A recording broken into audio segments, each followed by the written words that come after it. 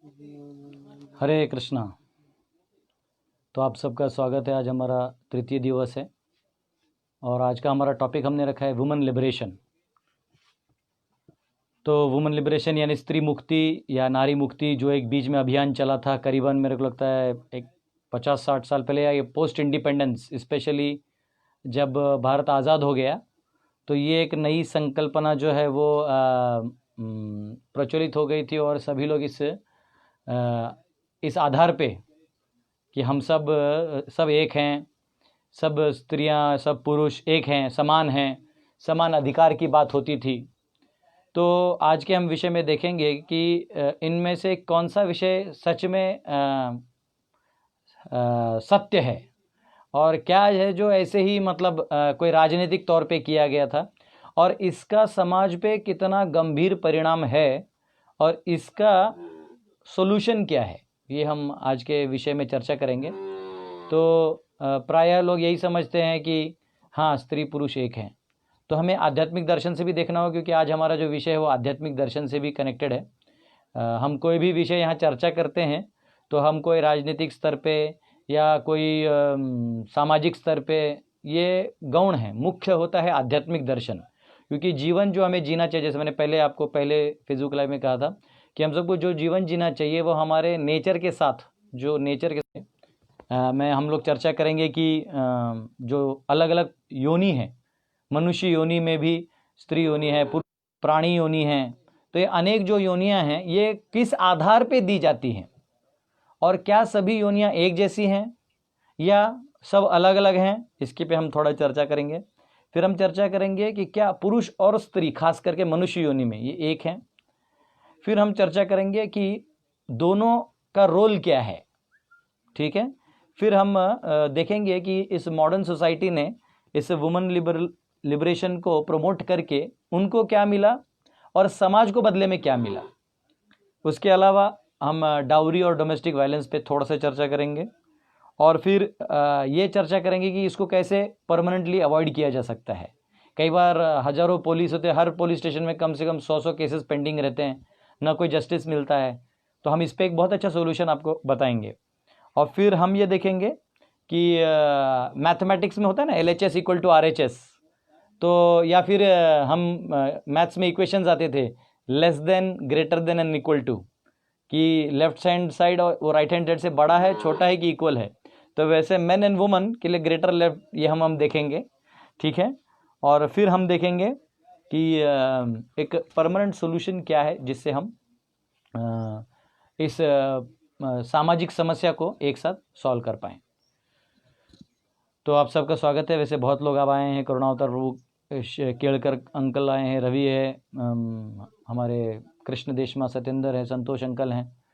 तो आप सबका स्वागत है, आप लोग टाइम पे आए। वैसे मैं भी बहुत तैयारी करके टाइम पे आता हूँ, सुबह सुबह आरती करके ब्रेकफास्ट करके फिर समय निकाल के आना पड़ता है। बहुत बहुत धन्यवाद आपका। तो आज का जो विषय हमने इसलिए रखा है, ये बहुत गहन विषय है। काफ़ी हद तक इसके वजह से ऐसे समस्या खड़े हो चुके हैं समाज में जो सॉल्व नहीं हो पाते।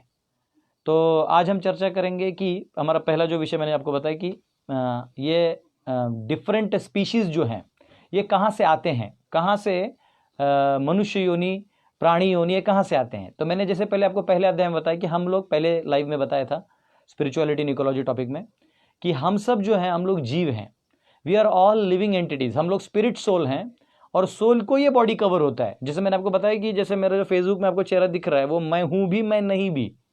तो ये कैमरा मेरा प्रोजेक्शन बना के आपके मोबाइल में दिखा रहा है। तो आप जब देख रहे हैं तो आप मुझे फील कर रहे हैं, लेकिन मैं वहाँ हूँ नहीं। आप वहाँ मुझे मिठाई भी खिलाना चाहें या थप्पड़ भी मारना चाहें तो आप वहाँ वो करके भी आपका मन नहीं भरेगा, क्योंकि मैं यहाँ हूँ रांची में। तो ये जो हमारा प्रोजेक्शन है, तो ये बॉडी जो है ये केवल हमारे 5 धातुओं से बना हुआ है और हमारा जो सूक्ष्म शरीर है वो 3 धातुओं से बना हुआ है। तो सूक्ष्म शरीर जो है इंटरनल क्या कहते हैं, वो दिखता नहीं है, वो सटल है। जैसे हमारे कंप्यूटर्स में नहीं होते, एक मिडल टायर होता है, एक क्लाइंट एंड होता है और एक डेटाबेस होता है। तो डेटाबेस जो है वो कोर होता है। तो डेटाबेस के जब तक ये कनेक्ट नहीं करेगा मिडल टायर, तो मिडल टायर चल के भी कोई फ़ायदा नहीं। तो मिडल टायर जो होते हैं सॉफ्टवेयर्स होते हैं जो इसको ऑपरेट करते हैं और क्लाइंट एंड पे जो है यूज़र होता है। तो वैसे ही हमारा भी ये जो शरीर है उसमें हम सोल, हम एक्चुअल एक्टिवेटर हैं। जो मिडिल टायर है वो ये सटल बॉडी है, माइंड, इंटेलिजेंस, ईगो का, मन, बुद्धि, अहंकार का। और ये जो हमारा शरीर है, जो बाह्य शरीर है, जो मृत्यु के बाद गिर जाता है, खत्म हो जाता है या उसमें कोई प्राण नहीं रहता, वो होता है ये 5 धातुओं का। तो बलभद्र प्रभु आपका स्वागत है, काली माता जी आपका भी स्वागत है। तो यहाँ पे आज का टॉपिक हमारा वुमेन लिबरेशन है। जो लोग नए हैं उनको बताने के लिए मैं टॉपिक लिखना भूल गया था मेरे फेसबुक पे। तो ये योनियाँ आती कहाँ से हैं? ये योनियाँ आती हैं जब जीव जो है, मतलब आत्मा जो है, ये अपने सूक्ष्म शरीर के माध्यम से अपने इस बाह्य शरीर को, यानी जो मैंने अभी अर्थ वाटर फायर एयर की बॉडी बताई, उसको ऐसे यूज करता है अपनी इच्छा से कि वो व्यक्ति जैसे कोई एकदम सेल्फिश जीता है, या कोई बहुत सोता है, या कोई बहुत नॉनवेज खाता है, या कोई बहुत पुण्य का काम करता है। तो वैरायटी ऑफ डिजायर्स हैं और variety of way to live है। तो वो जैसे जीता है वैसे उसका सटल बॉडी यानी माइंड और इंटेलिजेंस हो जाता है। तो फिर अगले जन्म में जब वो मर जाता है तो आत्मा कभी नहीं मरती, सोल नेवर डाइज। गीता में कहते हैं नैनम छिद्दन्ति शस्त्राणि नैनम दहति पावकः न चैनम क्लेदयन्त्यापो न शोषयति मारुतः। The soul can never be burned और कट इनटू पीसेस, कुछ नहीं होने वाला है, वो ट्रांसेंडेंटल है। तो वो जो है वो ट्रांजिएंट होकर नेक्स्ट बॉडी में चले जाता है। तो जब नेक्स्ट बॉडी में चले जाता है तो वो व्यक्ति को कौन सा बॉडी मिलेगा? तो जिस तरह से उसने इस बॉडी को डिजाइन किया, इस सटल बॉडी को डिजाइन किया, वैसे उसे ग्रॉस बॉडी मिलेगा। जैसे मुझे ये जो कुर्ता पहना है, ये मेरे साइज का, ये छोटे बच्चे को पहनाएगा तो इसमें गिर जाएगा, या किसी रेसलर, सुमो रेसलर को उसका हाथ भी इसमें नहीं जाएगा। तो शरीर के हिसाब से कपड़ा है, वैसे ही मन और बुद्धि के हिसाब से हमारा शरीर है। अब आप समझिए कि कोई भी योनि, प्राणी योनि हो, पेड़ का योनि हो, कीड़ों का योनि हो, मनुष्य योनि हो, देवताओं का योनि हो, ये हमारे कर्म और हमारे कॉन्शियसनेस के ऊपर या चेतना के ऊपर आधारित होती है। अब सवाल ये आता है कि फिर स्त्री और पुरुष, स्पेशली मनुष्य योनि में, किस आधार पे दिए जाते हैं? तो जिनका मन, ये शास्त्रिक है, कपिल मुनि इसका 3 स्कंद में भागवत के बहुत अच्छे से वर्णन करते हैं। तो जिनका मन जो है बहुत ही टेंडर है, बहुत ही सेल्फ सेंटर्ड है, 2 फोर्सेस होते हैं, सेंट्रीपेटल फोर्स और सेंट्रीफ्यूगल फोर्स। फिजिक्स में आपने पढ़ा होगा, सेंट्रीफ्यूगल जो बाहर निकलने का बात करता है और सेंट्रीपेटल जो अपने पास खींचने का प्रयास करता है। तो जनरली जिनका माइंड ऐसा क्या बोलते हैं उसको, sensitive, very very what you से, एक लेवल पे आप कह सकते हैं कि वो अपने बारे में ज़्यादा सोचते हैं, तो ऐसे लोगों को जो है स्त्री योनि मिल जाता है। और जो बहुत ही तपस्वी होते हैं, या जो रैशनल होते हैं, या जो बेसिकली हमेशा बहुत सोचते हैं और अपना क्या कहते हैं, मेहनत करने की ज़्यादा बात करते हैं या त्याग करने की ज़्यादा बात करते हैं, तो उन्हें पुरुष का शरीर मिलता है।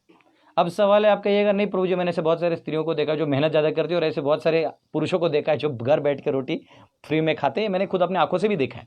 लेकिन ये हुआ इस शरीर में आने के बाद उसकी क्या इच्छा हुई। लेकिन सवाल आता है कि जब उसे वो शरीर मिला, उससे पहले ये उसकी सिचुएशन थी। तो अब जो शरीर मिला है प्रारब्ध है, अभी फिलहाल जो मिला उसे चलाना होगा। कई बार इसी पुरुष शरीर में कोई स्त्री जैसे ऐसे कर लेता है ना, कभी कभी स्त्री शरीर में कोई पुरुष की तरह बिहेव करता है। तो ये बहुत ही इंपॉर्टेंट पॉइंट है, मैंने इसको स्टार्टिंग में इसलिए बताया, नहीं तो कई बार लोग पुरुष स्त्री बोलते हैं, अपने आप पे ले लेते हैं। आप भी पुरुष या स्त्री नहीं है। इस जन्म में जो केज मिला है, जो एम्बॉडीड आपको बॉडी मिला हुआ है, वो इस जन्म का है। वो अगले जन्म कुछ भी बदल सकता है। वो अब भी आपको निर्णय करना है कि हमें कैसे बिहेव करना है, कैसे जीना है, ताकि हमें वापस ऐसा ये शरीर नहीं मिलना है तो अच्छा कैसे मिलेगा, इसके लिए बता रहा हूँ। तो यहाँ पे सूरज और दीपक और विनीत, आप सबका स्वागत है, मंगेश। तो यहाँ पे हम चर्चा कर रहे थे कि मेन और वुमन जो हैं, और अच्छा ये कैसे हैं। देखिए, मेन जो है ये रैशनल होते हैं। रैशनल यानी तर्कयुक्त बुद्धि होता है। कोई भी काम करेगा उनका एक पॉलिटिकल सेंस चालू रहता है। आप किसी भी आदमी को उसके पास जाइए और कुछ भी बोलिए कि भैया आपके साथ बिजनेस करना है, तो 4 बार सोचेगा कि क्यों कर रहा है, क्या कर रहा है, इसके पीछे क्या होगा, फिर ये बाद में लूटेगा तो नहीं। बहुत बहुत पॉलिटिकल एंगल सोचेंगे। इमोशनल एंगल जल्दी आता नहीं। इमोशनल एंगल आता है परंतु उतने प्रमाण में नहीं आता जितना स्त्रियों को आता है। स्त्रियों को इमोशनल पार्ट ज़्यादा रहता है। इसलिए आप देखिएगा प्रायः घर में पिताजी जो है वो बच्चे को बहुत डांटते हैं, मारते हैं, लेकिन माँ जो है वो हमेशा प्यार देती है। हाँ, लेकिन जब माँ मारती है तो फिर कोई नहीं बचा सकता, क्योंकि जो प्यार करने वाला भी आपको नहीं छोड़ रहा है तो फिर पिताजी समझते कि जरूर कुछ किया है। तो ये मातृत्व प्रेम जो है ये स्वाभाविक इमोशनल पार्ट है। मैं आपको एक उदाहरण देता हूँ। जो मेमोरी होता है मेन का, ये बहुत ही क्या कह सकते हो उसको, रैशनल टाइप होता है। जैसे उनको याद है कि हाँ तुमने मुझे एक बार लोन दिया था, हाँ तुमने मेरे लिए ये किया था, इतना याद रहता है। उसमें इमोशंस जो होते हैं वो थोड़े मिसिंग होते हैं। फॉर एग्जाम्पल सामने वाले ने बहुत प्यार से कुछ खाना खिलाया होगा तो वो व्यक्ति इतना याद नहीं रखता, लेकिन स्त्रियों का रहता है कि उन्हें पूरा याद रहता है और सारा मेमोरी में याद रहता है कि कब खिलाया था, क्यों किया था, तुमने ऐसे बोला था। स्पेशली जो लव अफेयर करते हैं इनमें ये एक बहुत समस्या हो जाता है कि उनको तो लड़कियों को पूरा याद रहता है कि तुमने 21 अप्रैल को मेरे साथ ये बोला था एंड 22 अप्रैल को तुमने प्रपोज किया था, 23 को मैंने हाँ बोला था, आई गेव यू 24 आवर्स। वो बंदा बोलता है यार मुझे तो ये भी याद नहीं मैंने कौन से साल में प्रपोज किया था। तो वो तो बस इसको इतना ही दिखता है कि हाँ मुझे इससे शादी करना है तो चलो प्रपोजल डालना होगा। वो लड़की को तो पूरा इमोशनल रहता है, मैंने तुम्हें खिड़की से पहले देखा था, तुमने व्हाइट शर्ट पहना था, ब्लू पैंट पहना था। तो वो बंदा तो बोलता है वो कब का फट के खत्म हो गया, पता भी नहीं कौन से जमाने का पैंट था वो। तो ये इमोशनल और रैशनल पार्ट होता है। अब आप देखिए ये कहां से आया, क्योंकि पिछले जन्म का जो मेंटल और इंटेलेक्चुअल स्टेट था वहां से आया है। याद रखिए, यहां से मत जाइए। Don't try to go from outside to inside, go from inside to outside. अब क्या हुआ, ये एक हो गया। सेकेंड पार्ट है कि वुमन, ये तो उन्हें माता पिता की ज़रूरत है। जब वो बड़े हो जाते हैं तो उनको अपने पति की ज़रूरत है। उससे बड़े हो जाते हैं तो उनको अपने बेटे की ज़रूरत है। और उसके बाद अगर पति रहे ना रहे तो फिर उन्हें जो है समाज में जो सामाजिक नेताएं हैं, वहाँ का मुखिया है या सम पॉलिटिकल लीडर है या गांव का कोई एल्डर है, फैमिली का कोई एल्डर है, इनका शेल्टर होना बहुत ज़रूरी है। आपको आश्चर्य होगा कि कुंती जब युद्ध चल रहा था महाभारत का, तो कुंती धृतराष्ट्र के शेल्टर में थी वहाँ पे, बिकॉज इन वन सेंस ये लोग तो युद्ध के लिए निकल गए थे and she has to be there somewhere. तो वो वहाँ थी क्योंकि धृतराष्ट्र बोला था कि तुम्हारा युद्ध से कोई लेन देन नहीं, तुम आ रह सकती हो। और भीष्म ने भी कहा था कि तुम रह सकते हो। तो ये शेल्टर प्रिंसिपल है। युद्ध भी हो रहा है, ये महाभारत समझना तो एक अलग ही साइंस है, धर्म का कोरेस्ट ऑफ ऑल स्क्रिप्चर्स है वो। तो यहाँ पे ये पता चलता है कि शेल्टर कितना ज़रूरी है। और वही लड़की, मैं ये ओपनली कह रहा हूँ, I am telling it very clear, only those girl और woman are safe who are under certain protection. जो प्रोटेक्शन के अंदर हैं वही सेफ होते हैं। मोहम्मद अली जो हैं, आपने वो बॉक्सर का नाम सुना होगा मोहम्मद अली, उन्होंने अपने एक बहुत अच्छे कोट किया था अपने डॉटर के लिए। उनके डॉटर ने कुछ उनको लाइक वो थोड़ी मॉडर्न टाइप हो गई थी तो उन्होंने कुछ लिखा था। तो मॉडर्न टाइप यानी आप समझ रहे हैं कि you dress very little, talk as bluntly as possible, don't care about anyone. वो जेनिफर लोपेज का गाना है ना, आई एंट योर मामा। शादी क्यों किया फिर? बच्चे अगर आ गए हैं तो उनका मामा तुम ही हो। तो मानो मेरे को मामा नहीं बनना है, मुझे बस बाहर बिंदास घूमना है, तो फिर विवाह मत करो, घूमते रहो बाहर। तो ये विवाह भी करना है और बाहर भी घूमना है, ये दोनों नहीं होना चाहिए, है ना। ये दोनों भी बहुत सटीक चीज़ें हैं। तो यहाँ पे एनीवेज मैं वहाँ उस विषय में चला गया मैं। तो यहाँ पे ये समझना जरूरी है कि शरणागति अगर हम नहीं लेंगे, अगर कोई स्त्री शरणागति नहीं लेती, all those women those who don't have shelter, उनको बहुत बड़ा प्रॉब्लम फेस होने वाला है, उनको बहुत बड़ा प्रॉब्लम आने वाला है। वो सामाजिक आ सकता है, मेंटल प्रेशर्स आ सकते हैं, क्योंकि मेन का क्या है ना, प्रेशर लेने का, इंटेलेक्चुअल और मेंटल प्रेशर लेने का ताकत थोड़ा ज़्यादा रहता है। स्त्रियों का तपस्या का पावर रहता है। देखिएगा आप सोमवारी मंगलवारी ये सब जो उपास वगैरह रहता है, ये स्त्रियां बहुत जल्दी कर लेती हैं। एंड अपने डोमेन में यानी पति, बच्चे, माता पिता, उस डोमेन के अंदर जितना भी उतना वो सह लेती हैं, लेकिन बाहर में नहीं सहती। आप देखिएगा बाहर औरतें लड़ जाती हैं, कोई भी छोटा बात हो तो लड़ जाती हैं, तो वो इंटीग्रिटी का बात है। तो वो कौन लड़ेगी? जिसका अपना शेल्टर है। शेल्टर नहीं होगा तो समाज में गौण माना जाएगा या आपको निम्न माना जाएगा, आपकी अवहेलना हो सकती है, आपके साथ मजाक किया जा सकता है, और वो आपके दोनों लाइफ के लिए, मटेरियल लाइफ के लिए और स्पिरिचुअल लाइफ के लिए, दोनों के लिए अच्छा नहीं है। एक बार चाणक्य की बात है। चाणक्य एक बार उनको गुरुकुल से उनके पिताजी ने रिवोल्ट किया था सरकार से, तो राजा से, तो राजा ने उन्हें बर्खास्त कर दिया था उनके पिताजी को। तो चाणक्य ने अपने गुरुजी भी ने उनको भी गुरुकुल से निकाल दिया, बोला अब तुम्हें नहीं निकाला तो मुझे यहाँ से निकाल देंगे, तो ऐसा है तो तुम जो है गुरुकुल से निकल जाओ। तो वो सोचा है कि चलो मैं निकल तो जाऊंगा लेकिन अपने गुरु के लिए दक्षिणा देते जाता हूँ। तो वो सबके पास गए कुछ मांगने के लिए, लेकिन पता चला कि उसी का बेटा है, तो उन्होंने इमीडिएटली सबने दरवाजे बंद कर लिए। तो चाणक्य जो थे बालपुत्र बच्चे थे, विष्णु शर्मा नाम था उनका, तो वो गए। तो अंत में एक घर में गए, तो वहाँ उस आदमी ने बोला कि देखो तुम जो है उसका बेटा हो, तो हम तुम्हें कुछ नहीं दे पाएंगे, चले जाओ। और वो जो व्यक्ति है वो निकल गया खुद भी, और यहाँ से चाणक्य को पता चला कि यहाँ नहीं मिलना, तो जा रहे थे। तो उतने में उस गृहिणी ने, मतलब इस व्यक्ति के पत्नी ने चाणक्य को दूर से देखा और कहा कि बालक एक काम करो, पति नहीं तो ठीक है, मैं कह रही हूँ गौशाला से एक गाय लेके चले जाओ, अपने गुरुजी को दक्षिणा दे दो, तुम इतने आतुर हो तो लेके जाओ। तो चाणक्य ने कहा, देखिए लीडर ऐसे फॉर्म नहीं होते। चाणक्य ने कहा, माता आपके स्वामी का आदेश नहीं है, अगर आपके पति का आदेश नहीं है तो मैं आपसे कैसे ले सकता हूँ। कई बार हमारे इस्कॉन में भी फंड कलेक्टर्स हैं जो कई बार सिर्फ डायरेक्ट माता जी से कनेक्ट करके पैसा लेना चाहते हैं। तो पहले ये बहुत ही गौण चीज़ है, it is not a good practice. Those are moral, जो भी इसमें मॉरल लाइफ जीते हैं, डिसिप्लिन लाइफ जीते हैं, उनके लिए जानना बहुत ज़रूरी है कि डायरेक्ट कनेक्शन लेने से पहले या तो उनके फादर से, या तो उनके हस्बैंड से, या ब्रदर से, या फैमिली में उनके कनेक्शन से ही आपको परमिशन लेके ये सेवा या लेना चाहिए। अन्यथा इसके बहुत डायर कॉन्सिक्वेंसेस हो सकते हैं, जो not only for any institution, for anybody ये हो सकता है। आपने देखा है महाभारत भी जो है युद्ध केवल द्रौपदी के वस्त्र को हाथ लगाने की वजह से हुआ, अन्यथा पांडव तो फिर ऐसे भी जंगल में रह लेते थे।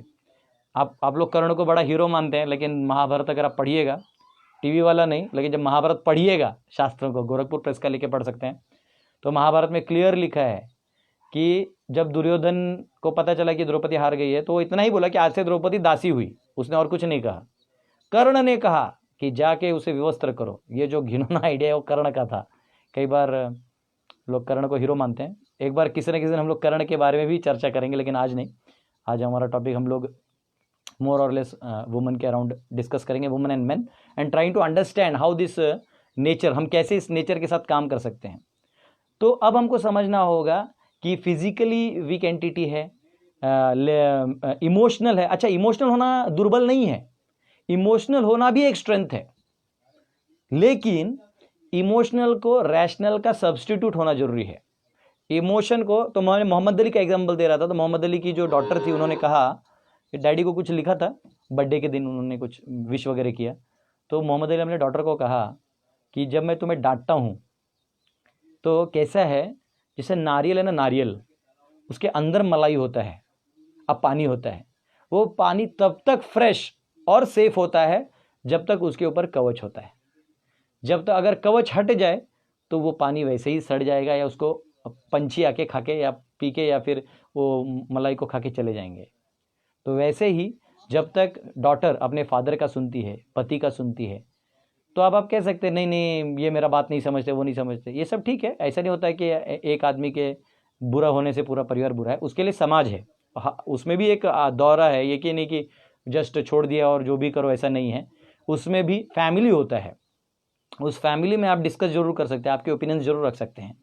लेकिन हम बात कर रहे हैं कि आप लिबरेट होके टोटली इंडिपेंडेंट जो हो रहे हैं, वो बात जो है वो कहीं ना कहीं सोसाइटी के लिए घातक है, समाज के लिए घातक है, और हमारे पुलिस डिपार्टमेंट और जो इतना समाज में हेडेक हो रहा है उसके लिए और घातक है। तो ये हमारा एक पॉइंट था। फिर हम लोग डिस्कस कर रहे थे रोल्स का, पुरुष और प्रकृति। पुरुष जो है अमर 84 आपका, you are most welcome. Advait Chaitanya हिरवेका का अंजुम हमारी क्लासमेट थी, और वेलकम है आप, you are all welcome for this small talk. मैं बहुत ही हम्बल अटेम्प्ट कर रहा हूँ, कुछ फ्रेंड्स का रिक्वेस्ट था, उसके बेसिस पे बोल रहा हूँ। तो जो पुरुष और प्रकृति है, ये शास्त्रों में 13वें अध्याय में दिया गया है। पुरुष यानी the enjoyer, the actual enjoyer is Krishna, but इस वर्ल्ड में हम लोग भी एंजॉयमेंट करने का प्रयास करते हैं। तो इसमें भी एक हायरार्की है। जो कोऑपरेशन का लेवल है वो राजा और प्रजा के बीच में कोऑपरेशन होना चाहिए। राजा हमेशा प्रजा का सोचना चाहिए, प्रजा हमेशा राजा के साथ कोऑपरेट करना चाहिए। आज हमारे भारतवर्ष ने दिखा दिया है कि कैसे हमारा जो भी राजा है हम उसके साथ हैं, उनके जो भी निर्णय हम उनके साथ हैं। ये हमारा वैदिक कल्चर है ना, दिस इज वेरी गुड। हमको ये पुलिस के डंडे खा के मत करिए। आप विश्वास करिए कि आपका राजा आपके लिए कुछ अच्छा कर रहा है, आपके लिए कहीं ना कहीं वो भी लड़ रहा है, तो समर्थन करिए। बाकी राजनीतिक चीज़ें तो इलेक्शन के टाइम आपको आपका अंगूठा दिया ही रहता है, आपको जहाँ दबाना है दबा दीजिए, परंतु जो भी राजा नियुक्त हो जाए उसका सम्मान करना बहुत ज़रूरी है। तो सेकंड है, राजा और प्रजा में कोऑपरेशन होना चाहिए, पति और पत्नी में कोऑपरेशन होना चाहिए। ये वन साइडेड नहीं है, जो मैं अभी लेक्चर दे रहा हूँ कि सिर्फ वुमन के लिए नहीं है, वो पुरुषों के लिए भी है। ये जो पुरुष हैं इनका कर्तव्य है कि मरते दम तक, कल मैंने आपको बताया था क्षत्रिय का क्या कर्तव्य है, वैसे पति का कर्तव्य है जो यज्ञ में से जो आप यज्ञ करते हैं और पत्नी को स्वीकार करते हैं, किसी पराई लड़की को अपना बनाते हैं, तो मरते दम तक उसके आंख से आंसू न आए, ये सेवा करना आपका कर्तव्य है। और पत्नी का कर्तव्य है कि पति को विष्णु समान मानते हुए, हाँ, और पति का काम है गुरु को विष्णु समान मानते हुए सेवा करना, और विष्णु नहीं है लेकिन विष्णु समान उनके आदर, सेम आदर करते उनकी आज्ञा का पालन करना। और वैसे ही पति वही आज्ञा दे जो पत्नी के लिए आध्यात्मिक जीवन के लिए रुचिकर हो, मार्ग प्रशस्त करे, ऐसा कोई मार्ग दीजिए। और खुद भी जो है वो उनका शारीरिक रूप से मानसिक रूप से उनका संरक्षण करना जरूरी है। वैसे ये बहुत कठिन काम है, ये प्रवचन देना बहुत आसान है, जिन्होंने शादी की है उन्हें मालूम है बहुत कठिन काम है, परंतु ये कर्तव्य है और यही धर्म है, ये किसी भी हालत में करना होगा। ठीक है, तो ये पति और पत्नी के बीच का कोऑपरेशन है। तीसरा है जो गुरु और शिष्य हैं इनके बीच में कोऑपरेशन होना चाहिए। गुरु जो हैं इन्होंने शिष्य को बिना किसी भेदभाव के सारा ज्ञान दे देना चाहिए, और शिष्य का कर्तव्य है कि गुरु की आज्ञा का पालन करते हुए समाज के उद्धार के लिए काम करना चाहिए, और जैसे आपको ज्ञान दिया है वैसे आप बाकी सबको ज्ञान दीजिए, यह आपका कर्तव्य है। तो ऐसे कोऑपरेशन लेवल पे रहेंगे तो सारा समाज एक चेन में बंधते हुए कार्य कर सकता है। जो वर्णाश्रम में हुआ था और इतने सालों से चलते आ रहा था, ये तो हमें तथाकथित आज़ादी मिल गई, और उस आज़ादी के बाद हमने उस आज़ादी का इतना आज़ादी कर दिया कि अब हर गली चौराहे में बच्चा बोलते हैं हमको चाहिए आज़ादी। असली आज़ादी तो तब होगा जब हम इस शरीर से मुक्त होंगे, वरना अन्यथा ये शरीर मिलेगा, नया नया शरीर मिलेगा, अलग अलग योनियाँ मिलेंगी और आप आज़ादी मांगते रहिए। वो जो बकरी कटने के लिए जाता है वो भी आज़ादी मांगता है, लेकिन आज़ादी मिलती नहीं। हाँ, तो आज़ादी मांगने से नहीं मिलेगा, आज़ादी लेने से मिलेगा। और आज़ादी शरीर की लेके नहीं मिलेगी, क्योंकि भारत ने ब्रिटिशर से आज़ादी ले ली, अब अपने ही नेताओं के बीच में वो फंसे हुए हैं, उनके ही नेता उनका पैसा खा जाते हैं। हाँ, फिर उधर भी रो रहे हैं, फिर पुलिस के पास जाओ तो वहाँ भी फिर वो भी आपको तो पता देख ही रहे हम, पालघर में न्याय मिलना कितना मुश्किल है। तो ये बहुत ज़रूरी है कि आज़ादी हमको शरीर से चाहिए, ठीक है ना, आज़ादी हमें ये देश और बाउंड्री लाइन से नहीं चाहिए। तो यहाँ पे हम देख रहे हैं कि पुरुष और प्रकृति जो है, ये 13वें अध्याय में भगवान ने बताया कि पुरुष जो है वो भोक्ता है, प्रकृति जो अलाइनमेंट है। तो एक ही समय में आपने देखा कि जो पति है वो गुरु के लिए प्रकृति हो गया और अपने पत्नी के लिए पुरुष हो गया। तो पत्नी जो है ये अपने पति के लिए प्रकृति हो गई और अपने बच्चों के लिए वो पुरुष हो गई। वो डांटेगी, वो उनको सुधारेगी। तो आपको ये बात समझना चाहिए कि हमको केवल एक स्त्री का शरीर मिला है इसलिए हम सिर्फ कमज़ोर हैं, तो ये इसका कारण लेके हमें आज़ादी चाहिए ऐसा बोलने का ज़रूरत नहीं है। कई बार लोग कहते हैं कि प्रभु जी हम पे अन्याय होता है या फिर दिक्कतें आती हैं, तो यही मैंने कहा जो शेल्टर प्रिंसिपल है वो होना ज़रूरी है। कोई भी लड़के उसका भाई है, अगर वो एक फ़ोन कर दे अपने भाई को या फ्रेंड को या ऐसे जो व्यक्ति जो उसका हित चिंतक है, तो 2 मिनट में उसे हेल्प मिल जाएगा। लेकिन अनफॉर्चुनेटली अभी जो मॉडर्न सिनेरियो आया उसमें फैमिली को टुकड़ों में कर दिया गया और हर एक को इंडिपेंडेंट आइडेंटिटी दे दिया है और हर एक को ये हौसला दे दिया गया है कि हम आपको प्रोटेक्ट करेंगे जो नहीं करते। ठीक है, मैंने हम सबने देखा है। तो हमें सोसाइटी को रीऑर्गेनाइज करना है, इस तरीके से ऑर्गेनाइज करना है कि आपको कभी कोई भी किसी भी व्यक्ति को, सिर्फ स्त्री को नहीं, पुरुष को नहीं, बच्चों को, सबको एक न्याय मिले, एक बंधन मिले। वरना व्यक्ति जीवन भर वही चीज़ खोजते रहता है। अगर किसी के साथ अन्याय हो जाता है बचपन में तो जिंदगी भर न्याय ही खोजता है। आप प्रायः देखिएगा जो बच्चों के समझो अनाथ होते हैं, माता पिता नहीं मालूम होते और उनको अनाथ आश्रम में डालते हैं, तो वहाँ तो समझो प्यार नहीं मिला तो जिंदगी भर वो व्यक्ति सिर्फ प्यार ही खोजते रहता है। लेकिन ये वर्णाश्रम का भाग है कि माता पिता रहना रहे, चाचा चाची मामा मामी मिल के बच्चों को बड़ा करते हैं तो प्यार मिल जाता है। तो ये बहुत ज़रूरी चीज़ है। ठीक है, तो स्त्रियों को ये जो प्रकृति, पुरुष प्रकृति का साइकिल है, इसमें रहना बहुत ज़रूरी है। फिर मैंने आपको बताया कि कैसे स्पेशली 1947 में भी नहीं, जब टेलीविज़न का दौर आया तो ये चीज़ बहुत ही प्रचलित हो गया। पहले स्त्रियां बहुत ही डिसिप्लिन में रहती थी, लेकिन अब मैं ये नहीं कहूँगा इनडिसिप्लिन है, लेकिन जिस दिशा में अभी मॉडर्नाइजेशन आपको लेके जा रहा है वो एक्चुअली आपकी वैल्यू को कम कर रहा है। अब वो ये नहीं कि आपकी वैल्यू बढ़ा रहा है, आपकी वैल्यू कम कर रहा है। क्यों? तो पहले कोई भी स्त्री के बारे में उल्टा बोल नहीं सकता था, आज स्त्रियों पे कोई भी कमेंट करता है। पूरे बड़े बड़े इंडस्ट्रियलिस्ट या कमर्शियल्स पूरे बड़े बड़े पोस्टर लगाते हैं, उन पोस्टर में वो सेमी क्लोथेड वुमन को दिखा के कोई बाइक बेचते हैं या कार के ऊपर खड़ा कर देते हैं या फिर कोई कॉस्मेटिक्स का एडवर्टाइज करते हैं। तो ये एक अच्छा तरीका नहीं है कि आप स्त्री को इस अवहेलनात्मक रूप में दिखाएं, because she is far more than just a product. ठीक है, वो कोई स्त्री कोई प्रोडक्ट नहीं है, she is specially designed because उनके इमोशन का एक स्पेशल पावर है। There is no one like mother like a woman. Woman जो मदर बन सकती है वो हम जैसे व्यक्ति नहीं बन सकते। वो जो माँ का प्यार बच्चे को मिलता है, वो जो संस्कार माँ से मिलता है, या माँ के जो शब्द होते हैं प्यार भरे, ये व्यक्ति मरते दम तक नहीं भूलता है। तो she is better like a mother than a model. और इससे क्या होता है, you create an society filled with agitation. आप काम के जो हमारा एक दुर्गुण है उसको आप प्रभावशाली बना रहे हैं समाज में, फिर उससे जो समस्याएं बढ़ रही हैं तो अब आप कहेंगे नो नो नो, आप अपने बच्चे को रोक दीजिए। वो ठीक है, वो तो कहीं ना कहीं उसको रोकना ही है, वो डिसिप्लिन है ही, लेकिन इसका मतलब ये नहीं है कि उसको रोकना है तो आप भी फ्री छूट जाएं। बैल को बांध के रखना चाहिए, माना है, लेकिन ज़बरदस्ती आप ऐसा मत करिए कि बैल को लाठी से मार रहे हैं। तो कहीं ना कहीं आपको ये जानना बहुत ज़रूरी है कि स्त्री मुक्ति के वजह से कई बार स्त्रियों का अपमान होता है। ठीक है, पहले टीवी आया तो देखिए टीवी भी कितना महत्वपूर्ण चीज़ है। इन लोगों ने कैसे इंट्रोड्यूस किया, नॉनसेंसिकल एक कल्चर क्रिएट कर दिया। पहले टीवी लाया, उसमें रामायण दिखाया, सब ने टीवी लिया। उसके बाद उन्होंने ऐसे सीरियल्स और चैनल्स दिखाए, हाँ अभी भी जैसे बिग बॉस जैसे चीज़ दिखाते हैं, या फिर जो मूवीज़ आते हैं और ऐसे ऐसे सिनेरियोज दिखा देते हैं कि एवरीथिंग इज़ ओके। अभी तो हर मूवी में यू विल फाइंड, पहले तो ऐसा था कि कोई लड़की सिगरेट ले ले तो लोग गंदा मानते थे, अब तो ऐसा है कि डायरेक्ट बिना पानी और सोडा का दारू पीते हुए मूवीज में दिखा देते हैं, and it is considered to be an achievement. So there is, if you can digest it's okay, but the question is what are we teaching to the society. ठीक है, हम केवल हमारे एक प्रोडक्ट बेच रहे हैं, किसी ने दारू प्रोड्यूस किया है उसको बेचना है तो दिखा रहे, लेडीज़ भी पी सकते हैं और वो आपका माध्यम यूज़ करके आपको दे रहा है। तो एज अ मदर आपको सोचना चाहिए, ठीक है ना, कि आपको क्या देना है सोसाइटी को, क्या नहीं देना है।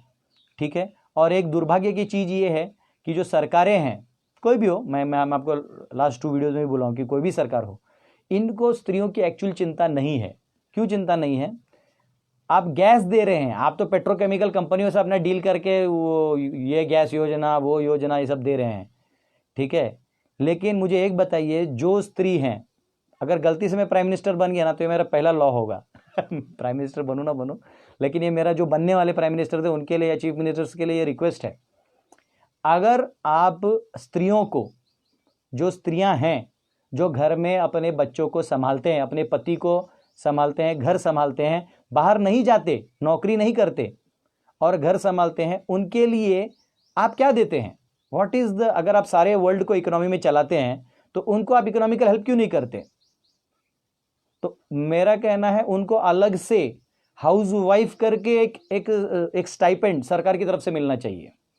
जैसे बेरोजगारों को वेस्टर्न कंट्रीज में मिलता है, वैसे specially married women who are taking care of their kids and who are protecting them, nurturing them and not leaving them in children home में छोड़ के नहीं आ रहे वो लोग।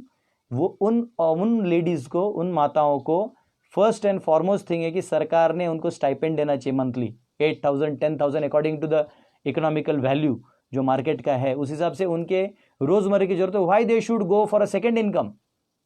एंड ऐसे आप बोलोगे नहीं वो लोग कहीं और यूज कर रहे हैं, नो, गिव इट इन अ वे कि उनके काम आए। सरकार ये योजना कभी नहीं बनाती। सरकार जो धर्म का पालन कर रहे हैं, जो स्त्रियां अपने त्याग कर रहे हैं, उनको अर्थव्यवस्था में कहीं मदद नहीं कर रही।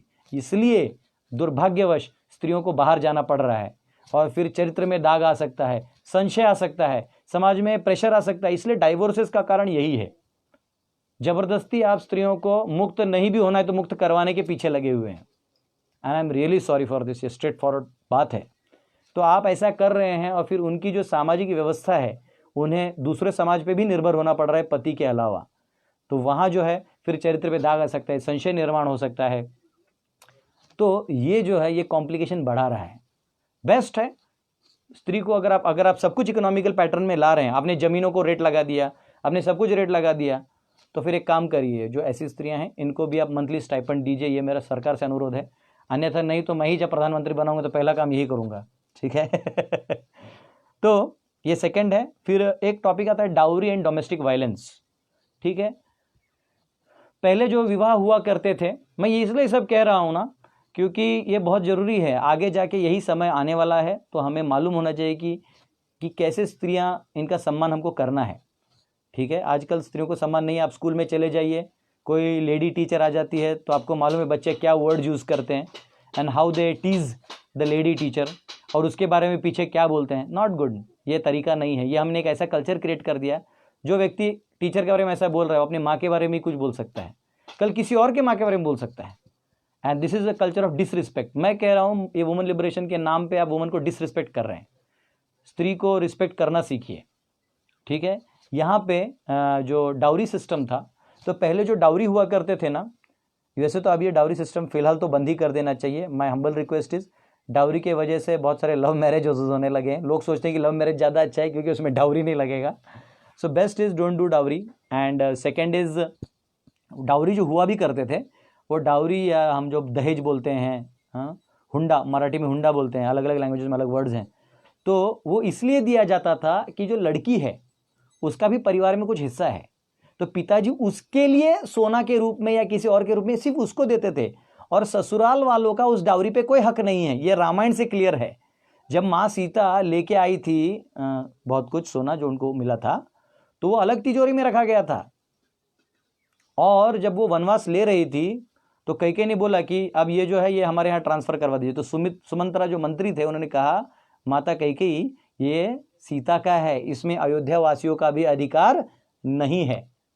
तो फर्स्ट ऑफ ऑल पहले ये क्लियर रहिए कि जो डाउरी मिला है आपको, ये आपको नहीं मिला है। अगर आपने लिया है then you have traded for a girl, तो वो तो आपका जीना वैसे ही हराम कर देगी घर पे। तो ये बहुत ज़रूरी इंपॉर्टेंट पॉइंट है, ये बहुत लोगों को नहीं मालूम होता है। तो ये फर्स्ट एंड फॉरमोस्ट पॉइंट है। इसलिए डाउरी, पहली बात तो आज की स्थिति में ऐसा है कि डाउरी एक इकोनॉमिकल प्रेशर बन जाता है। तो मेरा काइंड रिक्वेस्ट है कि प्लीज़ डाउरी मत लीजिए, स्पेशली मेल्स। आप अपना 2 रोटी कम खाइए, नो प्रॉब्लम। एक सोने का चेन कम पहन लीजिए, कोई प्रॉब्लम नहीं होने वाला है। एक कार के बजाय बाइक पे घूम लीजिए, बट डाउरी मत लीजिए, because you should respect woman and their economical situation as of now in society, ठीक है। तो सेकेंड है स्पेशली डोमेस्टिक वायलेंस। तो डोमेस्टिक वायलेंस जो है, तो ये आदमियों को ये पहले समझना चाहिए कि woman they undergo lot of, बहुत सारे इमोशनल चेंजेस उनको जाने पड़ते हैं। बचपन में वो बच्ची होती है, माँ बाप का प्यार मिलता है, और फिर उनके बाद उसको जो है घर छोड़ के निकलना पड़ता है। They get married and after they get married, जब वो चले जाते हैं तो उसके बाद बाहर जाना, तो कुछ बच्चे आ गए तो बाद में आ गए, ठीक है। तो उसके बाद जो है, मैं बच्चियों का बोल रहा था, यहाँ विजिटर ही आ गए, तो एनीवेज नो प्रॉब्लम, हमारे पास और 10 मिनट है। तो जो भी वुमन है उनको बचपन से लेके फिर उनके बाद उनको शादी का टाइम आ जाता है, तो उनको एक नए घर में जाना पड़ता है, टोटली नए एनवायरनमेंट में उनको सबके साथ वापस अडेप्ट होना पड़ता है। आप समझिए एज अ पुरुष जब आप जाते हैं और आप नए कंपनी में ज्वाइन करते हैं, तो आपको मालूम है ना बॉस का कितना प्रेशर होता है। वो बॉस आके चिल्लाते रहता है, टाइम टाइम टाइम, ऐसा लगता है कि पत्थर लेके सर फोड़ दो बॉस का। वैसे ही यहाँ पे जब वो आती है तो मराठी में कहते हैं नवे नवरीचे 9 दिवस, 9 दिन तो सब लोग बोलते हैं वो वहिनी कशा, तो हाँ भाभी जी कैसी हैं, वाह वाह वाह, सब मीठा मीठा बोलते हैं। बाद में 10वें दिन बर्तन खाना बनाओ, ये करो वो करो, है ना। फिर साल भर में बच्चे भी आ जाते हैं, फिर उनको संभालो, फिर घर परिवार संभालो, तब तक सासू माँ ससुर जी बूढ़े हो जाते हैं, उनको संभालो। तो इतना होते हुए क्या, और आदमी का एक प्रॉब्लम है कि वो रैशनल है, वो इमोशनल पार्ट समझ नहीं पाता। तो मेरा रिक्वेस्ट है कि men, even if you are not emotional, अगर आप इमोशनल नहीं भी हैं तो भी एक काम करिए, as a duty, as a dharma, never ever raise your hand on your wife. अपने वाइफ पे हाथ मत उठाइए अननेसेसरीली।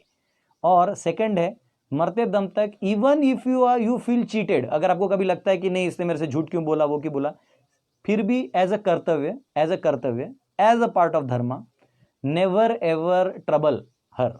आपको एक इंसिडेंट बताता हूं महाभारत से मैं। आप सबको मालूम है कि कर्ण जो है वो कुंती का पुत्र है, और कुंती ने अंत में इसको रिवील किया कृष्ण को कि जाके कर्ण को समझाओ कि भैया यहां आ जाओ तो हम तुम्हें सम्राट बना देंगे। लेकिन कर्ण ने कहा कि अगर मुझे सम्राट भी बनाओगे तो मैं दुर्योधन को ही सम्राट बना दूंगा, इसलिए मुझे मत बनाओ, मैं वहीं से लड़ूंगा।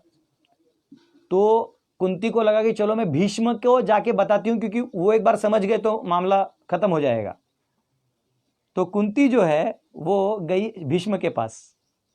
देखिए Bhishma, you can learn from Bhishma, perfect. Bhishma गए, भीष्म के पास गई कुंती, बोले कि ऐसा ऐसा है कि कर्ण जो है, तो भीष्म ने पहले ही बोल दिया वो तुम्हारा पुत्र है। बोले आपको कैसे मालूम, मैंने तो किसी को नहीं बताया, जस्ट अभी सिर्फ कृष्ण को बताया। तो बोले मैं सबसे पहले जानता था। बोले आप कैसे जानते थे?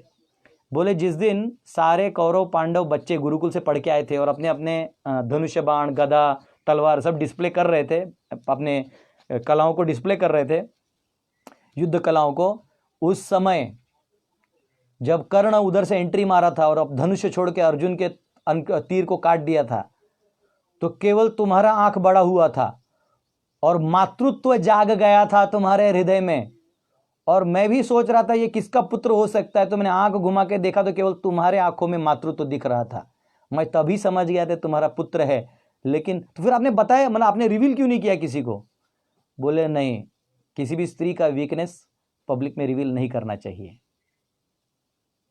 तो देखिए इतने बड़े पॉलिटिकल लीडर हैं भीष्म। भीष्म का ऐसा कहते हैं कि अगर भीष्म अकेला अपने धनुष्य को तीर मार देते हैं तो कौरव पांडव 18 अक्षौहिणी एक साथ मर जाते। भीष्म इतने पावरफुल थे। लेकिन असली पावर ताकत और धनुष्य में नहीं है, असली पावर है कि सामने वाले के सीक्रेसी को मेंटेन करते हुए उस व्यक्ति का सम्मान करना, उसके वीकनेस को भी ऐसे तरीके से मोल्ड कर देना कि उसे एम्बेरस फील ना हो। आज समाज में क्या है, टीवी के माध्यम से या कहीं भी आते हैं हम, वो रोडीज शो देखते हैं, रोडीज वाले होते हैं ना, रोडीज वाले आते हैं सबको जलील करते हैं, आते हैं सबको, this is not a good culture, nonsense. इसमें क्या पॉजिटिव थिंकिंग है? और कहाँ गए रोडीज वाले? इतने आप करेजियस हो तो जाओ, अभी कोरोना आ रहा है, आप हटाओ सबको। वो दो गंजे पता नहीं हो, हाँ वो दो गंजे हो, एक तो मैं तीसरा गंजा हूँ, बट यू नो फालतू में आप दिखाते हो, यू नो, और उधर no, you should not do all this things. तो ये बहुत समझना ज़रूरी है कि स्त्रियों को उतना सम्मान मिलना ज़रूरी है, और ये डोमेस्टिक वायलेंस जो है इसको टोटली अवॉइड करना है। और इसमें आपको एक रुक्मिणी कृष्ण का संवाद बताऊंगा कि पति और पत्नी में जो रिलेशन होना चाहिए इसमें मिठास होना चाहिए। तो पति पत्नी के रिलेशन में स्पेशली कृष्ण ने, जब कृष्ण को अपने 10 बच्चे हो गए थे, एक बेटी था, उन 10 बच्चों से 10-10 बेटे हो गए थे, तब वो रुक्मिणी को उस उम्र में कृष्ण कह रहे हैं कि अच्छा देखो वो जो शिशुपाल तुम्हारे शादी में आया था तो तुम जाके उसे शादी कर लो। इस उम्र में कह रहे हैं, मजाक कर रहे हैं। तो रुक्मिणी जो है वो थोड़ी टेंडर स्वभाव की थी, तो एकदम मतलब डर गई, वो डर गई और बोली, एकदम मतलब फेंट हो गई। तो बोले अरे मैं मजाक कर रहा था बोले आप ऐसे क्यों बोलते हैं? बोले नहीं नहीं मैं तो मजाक कर रहा था। तो ये जो है ना, ये एक हस्बैंड वाइफ के बीच में स्वीटनेस होना चाहिए। एक बार मैं बाइक से जा रहा था कहीं पे, तो साइड में मैंने एक ओल्ड हस्बैंड वाइफ को देखा, एकदम खुश थे, मतलब स्कूटर पे बैठे थे, एक दूसरे को बिलक के स्कूटर चला रहे थे वो अंकल। तो मैंने वो अंकल को बोला कि एक्चुअली नोबेल प्राइज़ आपको मिलना चाहिए। बोले क्यों? बोले क्योंकि आपने इस माता जी के साथ अभी 60 साल आपका शादी करके हो गया है और आप आज भी सुखी हैं, तो actually you have one the war. जो 2 साल शादी करके छोड़ देते हैं, 3 साल, ये वेस्टर्न कल्चर मत लाइए। वेस्टर्न कल्चर में तो ऐसा हो गया कि बच्चे को आधार कार्ड में नाम किसका लिखना ये नहीं समझ रहे, माँ कौन है बाप कौन है, कब कब बदले, कितने साल में किसका शादी कहाँ हुआ। ये वेस्टर्न कल्चर प्लीज़ इंडिया में मत लाइए, मेरा हम्बल रिक्वेस्ट है। ये धर्म भूमि है ना। तो ठीक है, अगर कहीं बहुत ही दिक्कत है तो फैमिलीज़ को इन्वॉल्व करिए, रिलेटिव्स को इन्वॉल्व करिए, है ना, थोड़ा बहुत टॉलरेट कर लीजिए, but try to avoid this. और फिर मैं आपको एक हमारा पॉइंट बचा है कि वुमन एज मदर, हाँ मराठी में कहते हैं स्वामी तिन्ही जगाचा आई विना भिकारी। हाँ, जो तीनों दुनिया के जो मालिक है, 3 ही मालिक हैं, ब्रह्मा विष्णु महेश, ये माँ के बिना भिकारी हैं। हाँ, इधर अनुसुईया के गर्भ में वो लोग आए थे, प्रकट हुए थे। तो यहाँ जो माँ का रोल है, स्पेशली वुमन का जो रोल है, वो मदर के रोल में बहुत ही परफेक्ट है, और पुरुष का जो रोल है पिता के रोल में बहुत परफेक्ट है। हार्ड वर्क करना, घर चलाना, मेंटेन करना, पॉलिटिकली उसको साउंड एंड सेफ रखना, ये पुरुष का काम है। और स्त्रियों का काम है घर चलाना, वो घर का जो ल्यूब्रिकेशन है पूरा वो संभालना, वो ज़्यादा रोल रुचिकर है। आप देखिए ना, कोई वुमन खाना बनाती, she can cook so many items at a time. आदमी तो बोलता है मसाला किधर रखा हो, आज मसाला का डब्बा यहाँ रख देता है, कल वहाँ रखता है, चमचा वहाँ है, बर्तन की दूध हुआ नहीं। आप देख ही रहे हैं, अभी लॉकडाउन में तो आपको एक्सपीरियंस आ ही रहा होगा। आप यूट्यूब पे चले जाइए, जो मेनू बनाने वाले रहते हैं ना, जो रेसिपीज़ बताते हैं, उसमें से 90% सब महिलाएं रहती हैं। वो आदमी एक ही रेसिपी बताएगा, वो भी वो बर्तन यहाँ वहाँ फेंक के चला जाएगा। तो ऐसे हैं कि पुरुष भी खाना बनाते, बट माई पॉइंट इज ये वुमन का स्पेसिफिकेशन है। तो पहले गुरुकुल में भी ज्ञान दिया जाता था, लड़कियों को भी ज्ञान दिया जाता था। हमने अभी गुरुकुल खोला, हम लोग लड़कियों के लिए भी एक अलग स्पेशल खोल रहे हैं, जहाँ पे उनको वेद भी पढ़ाएंगे, कुकिंग, और महिलाओं को जो स्पेशलिटीज़ है, रंगोली निकालना, ये सब है ना, culture, how to live with husband, how to live a cultured life, ये सिखाने का प्रयास हम उसमें भी करने वाले हैं। और प्रभुपाद जी अपने भागवत में लिखते हैं कि real marriage age of a woman is 16। अभी सरकार 18 कर दिया है, तो वो भी ठीक है, कोई दिक्कत नहीं है। 18 के बाद जो है woman should get married, no they should, that is the right age. After 18 अभी लोग एजुकेशन लेना चालू कर दिए, तो फिर भी 21 22 तक आपको मैरी कर लेना चाहिए। बहुत लंबा तक खींचना जो है स्पेशली बहुत घातक हो सकता है, इमोशनली, स्पिरिचुअली एंड मेंटली भी, समझ रहे। तो ये एक स्क्रिप्चरल वर्डिंग है, अगर इसको फॉलो करेंगे तो बहुत बेनिफिट्स होंगे। मुझे खुद याद है, मेरी मदर शायद 18 थी जब उनका मैरिज हुआ था, फादर 21 22 थे, है ना। अभी हम लोग अभी भी इतने, मैं 37 का हूँ, अभी भी मेरे मदर फादर हट्टे कट्टे हैं, यू नो। तो that is how it works. अब हम सोचेंगे कि बुढ़ापे में होगा, तो दैट वो फैमिली प्लानिंग ही चौपट हो जाएगा। तो आज हमने बहुत सारे ऐसे विषय हैं, वैसे वुमन को लेके बहुत सारे विषय होते हैं जो बहुत डिटेल में जाएंगे, बहुत सारे क्वेश्चंस भी आपको रेज हुए होंगे, लेकिन क्या है, मैं आपको ऑडियो सुन नहीं सकता, और मैं जो बोल रहा हूँ वो आप क्वेश्चंस के फॉर्म में अगर कमेंट में लिख देंगे तो हो सकता है मैं उसको पढ़ के किसी और सब्जेक्ट में मैं डाल दूंगा। कल मुझे एक डिवोटी ने रिक्वेस्ट किया है कि आप शिवाजी महाराज के ऊपर एक लेक्चर दीजिए, तो ज़रूर मैं शिवाजी महाराज के ऊपर थोड़ा लेक्चर दूंगा, लेकिन कुछ दिनों बाद दूंगा। अभी थोड़ा कुछ और सब्जेक्ट्स हैं, हम उसे कवर करेंगे, और उसके बाद हम लोग जो है शिवाजी महाराज के ऊपर टॉपिक चर्चा करेंगे। तो इन क्रक्स, इन इसेंस, वुमन है वो दुर्गा का प्रतीक है, माँ दुर्गा का प्रतीक है, राधा रानी का प्रतीक है। बरसाने में मैं एक फैमिली में गया था, तो वहाँ जो लड़कियों को बिल्कुल हाथ नहीं उठाते। मैंने बोला क्यों, बच्ची तो मस्ती कर रहे हैं, आप मार नहीं रहे हैं? बोलते हैं नहीं, हम यहाँ हर बच्ची को लाडली जी मानते हैं, राधा रानी ही मानते हैं। बोले उनको इतना प्यार करते हैं, फिर बाद में वो खुद अच्छा निर्णय ले लेते हैं। तो ये एक स्वभाव होना चाहिए, हमें बहुत प्रेम देना चाहिए कि उन्हें कोई नेगेटिव फीलिंग ही ना हो। दूसरों के घर जाने के बाद भी उन्हें पिता का याद आना चाहिए, है ना। तो ये पति के प्रति इतना निष्ठा हो जाना चाहिए कि उसे किसी व्यक्ति के प्रति कोई मन में विषय ही ना आए, है ना। इतना रक्षण वाला, एक संरक्षण वाला एक ताकत होना चाहिए, मेंटल, फिजिकल, स्पिरिचुअल, है ना। तो इस प्रकार हम इस सोसाइटी को टोटली एक्चुअली वुमन को लिबरेट कर सकते हैं, वरना ये जो मॉडर्न अंडरस्टैंडिंग है ये आपको मोर डेमोनियक की तरफ लेके जाता है, और फिर अंत में आपको कोई सुख नहीं प्राप्त होगा। तो बहुत बहुत धन्यवाद आज बने रहने के लिए। हरे कृष्णा। कल मैं आपको स्पेशली जो गुरुकुल का हमारा कंसेप्ट है, जो गुरुकुल वैदिक लाइफ है, बच्चों का एजुकेशन, चिल्ड्रन एजुकेशन के ऊपर हम बताएंगे कि बच्चों को क्या एजुकेशन ज़रूरी है और उनसे क्या भविष्य बन सकता है, हमारे देश का भविष्य कैसे ये गुरुकुल एजुकेशन है, इसके ऊपर कल हम पूरा चर्चा करेंगे। तो हमारे साथ बने रहिएगा कल इसी फेसबुक लाइव पे 10:15 AM to 11 AM, 45 मिनट्स। बहुत बहुत धन्यवाद आपका। जूम ऐप पे मीटिंग करते हैं, we can have videos as well as audio interactions, लेकिन जूम में प्रॉब्लम क्या होता है कि मैं इसी टाइम में लेक्चर दे सकता हूँ, क्योंकि इसके बाद आगे लाइट जाने आने का प्रॉब्लम होता है, नेटवर्क का भी प्रॉब्लम हो सकता है, और जूम चाइनीज़ प्रोडक्ट है। ठीक है, तो देखते हैं, अभी फ़िलहाल फेसबुक लाइव करते हैं, फिर बाद में थोड़ा सा देखता हूँ, मैं चर्चा करूँगा अगर जूम हो सकता है। जूम सबके पास डाउनलोड भी नहीं होता है, ये भी दिक्कत है। ठीक है, हरे कृष्णा। बहुत बहुत धन्यवाद। श्रील प्रभुपाद की जय।